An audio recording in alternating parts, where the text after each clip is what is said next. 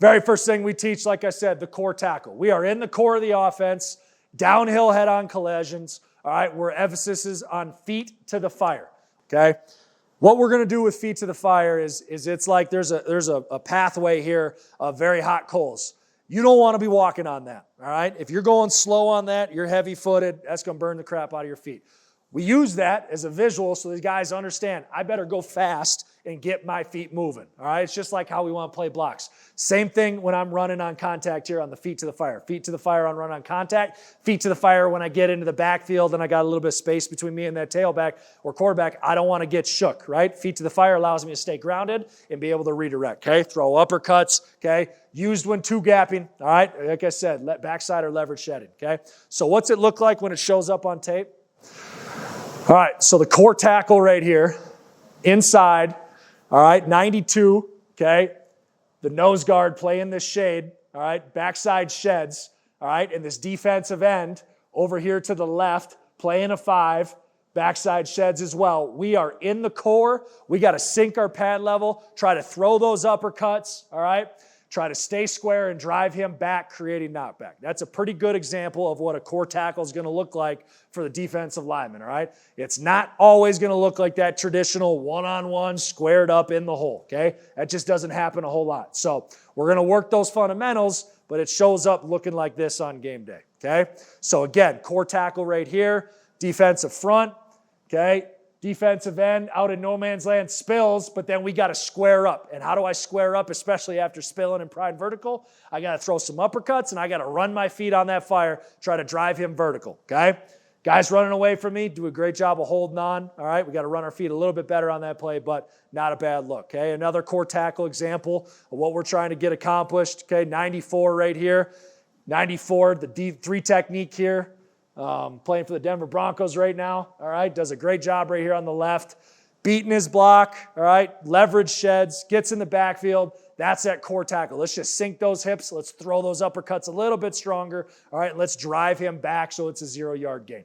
So how do we work that, okay? Well, we can do it on the move through the agiles, okay? So this is one core tackle drill that I really love. All right, you don't have to start off with this. You can do it more static, but this is an important drill because very rarely are you ever just going to be standing in here static with your feet playing a block, right? Well, let's work those components in our tackle drills. So how do we do that? Like I said, we kind of do this angle movement. What this is designed to do with these agiles, you're going to use this. It also builds in the block destruction with this tackle drill.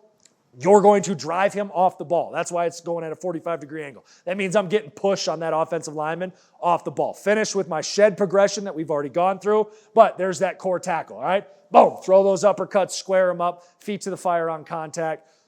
That's what it should look like, okay? Some other core tackle drills, all right? This is probably where you want to start off if you want to start static, okay? Use a tackle wheel, all right? That means I'm in the hole. I'm running feet to the fire. I put my face right down the center line of this guy. I'm going to drive him and knock back. This one, the tackle wheel is really great because it's going to force the uppercuts, all right? So if you want to start here, that's a great place to start on these core tackles. If you want to add in now some shed components, okay? Because very rarely, again, are you just going to end up in a hole.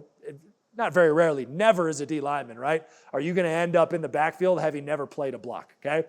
So we're going to play a block on almost every core tackle drill that we do. We just tempo it down a little bit with a pop-up right here. So again, just working that shed component. Does the pop-up hit the ground? But now I'm in the core. Watch 99 do a great job. That's feet to the fire on contact, throwing the uppercuts. Not going fully physical on this, just working the core fundamentals, all right?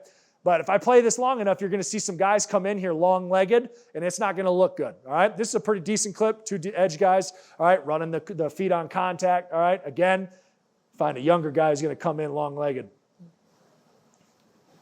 Right there. So you got a defensive end here on the left who's a young pup, all right, sheds.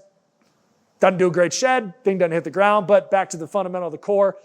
Comes in long-legged, not feet to the fire, he's out of whack, he's getting run over right here. If this was live, this ball carrier here is running this young defensive lineman over, right? So great drill to kind of focus on those fundamentals, all right? Add a body now. Again, we're building, okay? We're progressing. We've done things on air. We've done things on pads. Now let's add bodies. So now we have something to push and throw away. So now we just add the body component to this, all right? We got to get feet to the fire. We're in the core. Guy on the left does a phenomenal job with his uppercuts. Guy on the left does a phenomenal job squaring up in the guy. Guy on the right gets turned off to the side, right? Got to understand the concept of what we're trying to get done. Feet don't go to the fire. That's the body position you're going to end up. Not going to be a fern tackle. Ball carrier's probably going to get an extra 1 to 2 yards, okay?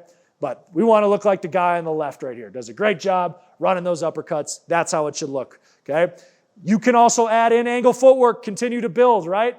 Now we want to do it off some angle footwork. So now we do some cross-face movement. We don't want the ball carrier. Let's hit some pads, tempo it down a little bit, not hit each other. Use a heavy bag. You could use a pop-up. The heavy bags do work the best if you have them, okay? So just getting that angle footwork and then getting in the backfield, running the same concept. Finishing low, trying to throw my uppercuts, take that heavy bag to the ground, okay? Again, progressing. We've done the footwork part of it. We've done the static part of it. We've done pop-ups. Now we've done bodies. Now let's put it all together with the movement. Now I cross-face. Now it's not a static ball carrier. Let's add some movement to the ball carrier.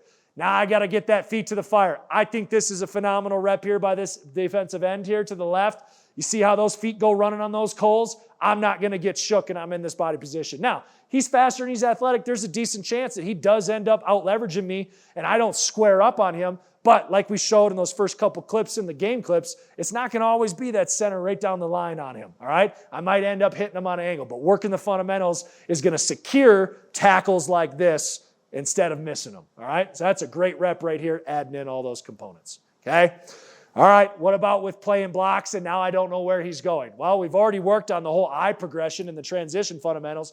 Add that into your tackle drills, all right? It's a way to continuously build on these drills. So now we're going to do the eyes drill that we talked about in our block destruction, all right, in our transitional fundamentals. Now we're going to work the eyes components of I don't know where this guy's going.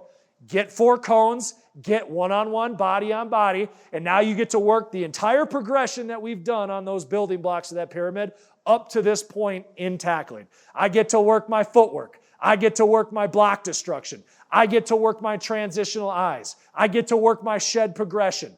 And I don't know which way he's going. So I'm standing back right here. I'm giving a direction on the whistle of where the ball carrier's going. This is a leverage shed, core tackle. 91 does a great job.